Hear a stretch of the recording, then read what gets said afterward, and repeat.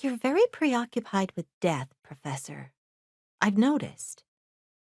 I thought about this statement before responding to Yasmin.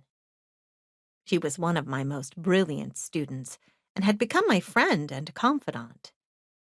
I was not preoccupied with death as an ending.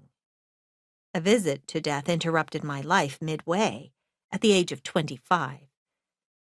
I wonder sometimes if I can recall it as it happened, as I saw it, as I felt it, and the conversations I heard, the faces that I saw. Would I want to narrate this experience? Tell the story and stories of this half-interrupted life? Stories are who we are. Stories make up our most vulnerable moments, and in storytelling, we have the power to gain a sense of agency over our lives. In dialogue and in conversation are the moments that make sense of chaotic ruptures, fragments that we collect and reassemble to construct a grander narrative. I've always told my students that storytelling is an integral part of life.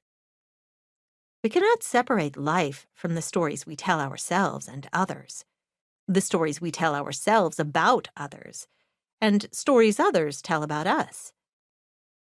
But these stories are distorted by failing bodies, failing memories, and lapses, relapses, repeated delays in the transmission of brain signals to a body that forgets and remembers.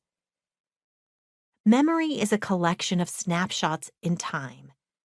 The work of remembering is hard labor, emotional at its best, traumatic at its worst.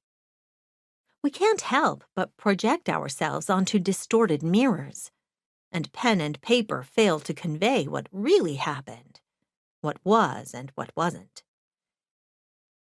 How are we to tell the story from one perspective if we have never experienced the other?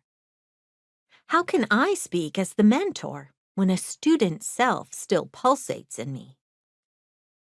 My characters are invoked from memories. At other times, accounts of others' jolts of memory, gaps that I can't seem to fill. Composite characters are part of this narrative, and what drives my recollection of emotions is the emotion behind intimate conversations, meditations, musings between myself, my mother, and me, my grandmother's last words, my visions of our human life, and a preoccupation with these stories. Stories have been the pulse that allows me room to breathe around my rib cage as it pushes against my heart, threatening to suffocate it.